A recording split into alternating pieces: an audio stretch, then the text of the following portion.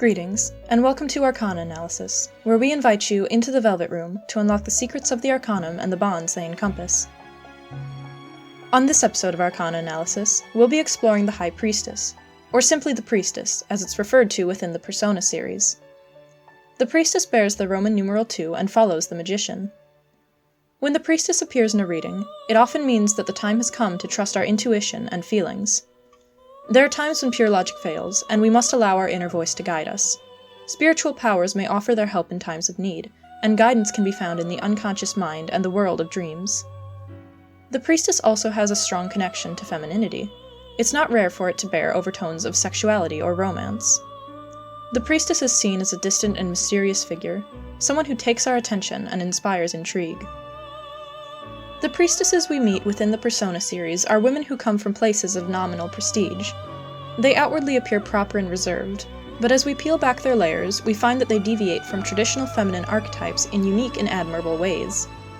Getting to those inner layers can be difficult, though. Priestesses are often socially awkward, on top of being shy by nature. Understanding them and earning their trust can take time, but it is a rewarding endeavor.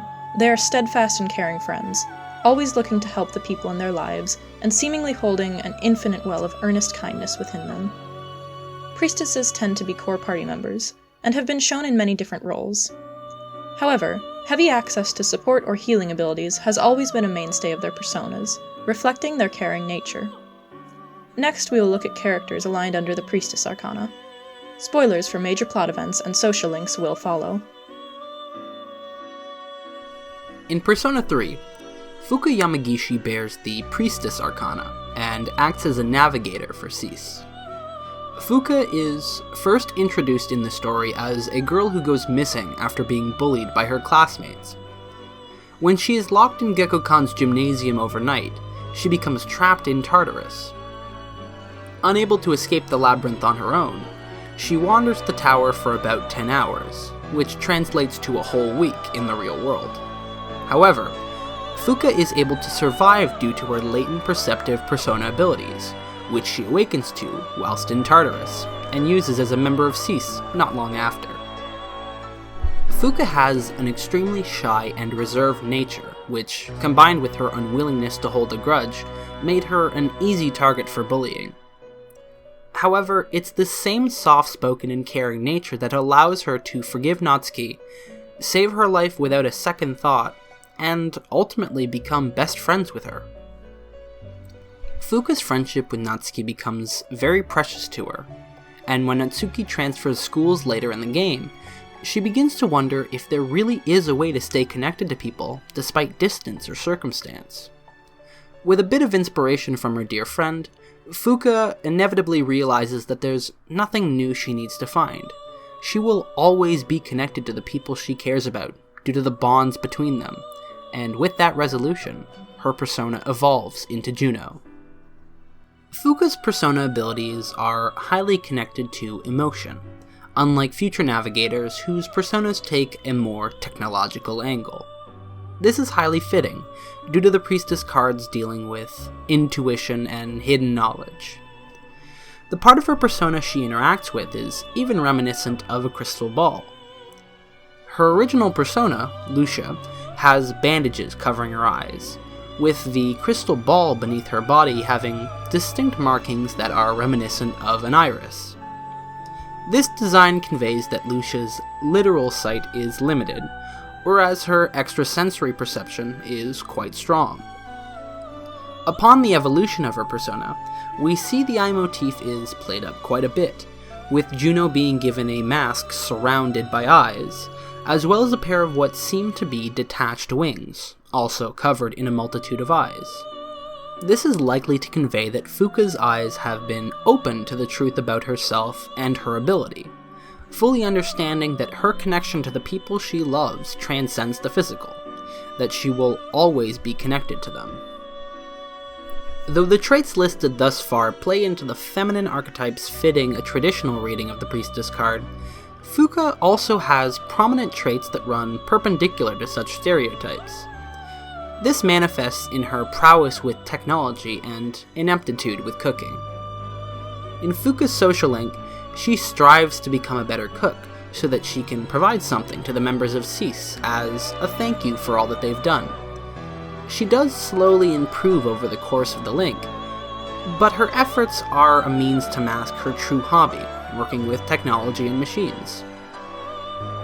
She views this hobby as unfeminine, but thanks to the protagonist, she becomes more confident and learns not to be ashamed of a hobby that strays away from traditional femininity.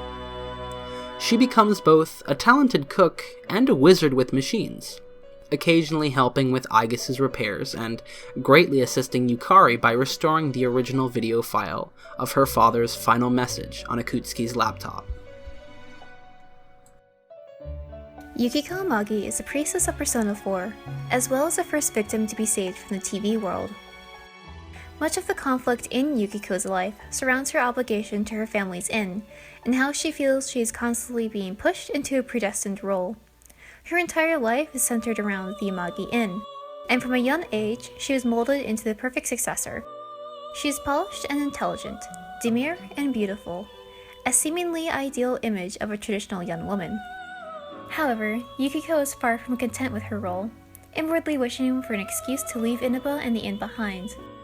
Within the TV world, this manifests in her hunt for a hot stud, a goal that the proper young lady she was raised to be should have no business with.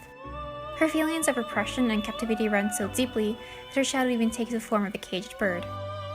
After facing herself and obtaining her persona, Yukiko resolves to forge her own path rather than passively following the one paved for her. This plot is explored in her social link. Harris initially has no idea how to act when spending one-on-one time with the protagonist, but slowly warms up to him as they spend more time together.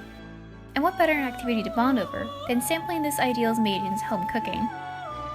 Like Fuuka before her, Yukiko is known for her lethal cooking skills, and asks the protagonist to help her improve via taste testing. She shatters her perfect feminine image with more than just her cooking though. Throughout the game, Yukiko is shown to be enthralled by ghost stories and similar creepy subjects, openly delighting in the macabre. Her reaction to these and other things, namely her hyena-like laughter, set her apart. For a long time, this laughter was a side of Yukiko that only her best friend, Chie, saw. Chie is the most important person in her life, acting as a figure to support her as well as a dear companion. She cares deeply for Chie, and her compassion and occasional dependence on Chie push the tomboy forward and boost her confidence. Together they share a strange dynamic, where even within Yukiko's passive role, she is providing a form of quiet and subtle support to her friend. We see her persona take a similar role in combat as well. Konohana Sakuya has a heavy focus on healing and Agi seals, making her a great choice for the support member of the party. Her high SP, low defense and offense, and focus on magical or physical attacks play into a traditional reading of the priestess. Persona 5's priestess comes in the form of Makoto Niijima, the sixth member of the Phantom Thieves. Makoto is a third-year student who is academically gifted and the acting president of the student council.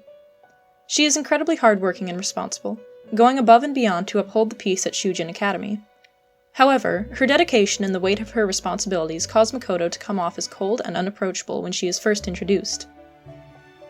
The divide between her and the rest of the cast is only expanded as she is forced to investigate the Phantom Thieves by Principal Kobayakawa. She is held to this role by her sense of duty and some manipulation. Success would get her a letter of recommendation to any college she likes, whereas refusal would mean the destruction of her reputation, which would undoubtedly have negative effects on her sister, the public prosecutor Sae Niijima. After joining the Phantom Thieves, Makoto is shown to be rather socially awkward and inexperienced with social activities. She is keenly aware of these shortcomings, and sometimes sinks into nervous and shy behavior as a result. With time, though, she grows more comfortable with outings and begins to enjoy herself like a regular teen. In her social link, she befriends a girl named Eiko whom she was originally investigating the safety of. Eiko is a character who runs opposite to the class president, being very trendy and extroverted with less regard to her future and schoolwork. Their relationship not only helps highlight Makoto's quirks, but also gives her more perspective and helps her to better understand others. It's through Eiko that we once again see her determination to keep the students of Shujin safe. She quickly becomes suspicious of the relationship Eiko is in, and refuses to relent in her pursuit of the truth until she knows Eiko is safe, even when it means putting herself in potentially dangerous situations. Makoto is shown to be especially bold, sometimes to the point of recklessly throwing herself into harm's way. This is one of the ways that Makoto deviates from stereotypical femininity. She's courageous to boot, and unafraid to stand up and fight when the time for aggression comes. Her Phantom Thief outfit even takes on a very punk rock aesthetic. This is also reflected in her persona. While she possesses the healing and support abilities often seen in priestesses, Johanna and Anat also learn incredibly effective offensive moves. Their motorcycle and transforming robot designs lend themselves to Makoto's breaking of the feminine mold as well. Makoto's choice to follow her own sense of justice is truly exemplary of the priestess's nature, and has secured her quite a bit of well-earned popularity among fans. That concludes our examination of the Priestess Arcana. Priestesses, quite though they may seem, are kind figures who we can learn much from. They defy our expectations while staying grounded in their own unique ways. A priestess is a welcome addition to any party, who provides support both on and off the battlefield. Their stable emotional cores and unlimited kindness make them wonderful companions and lifelong friends. We hope you've enjoyed your stay with us in the Velvet Room, and we look forward to seeing you again. Until then, we bid you adieu.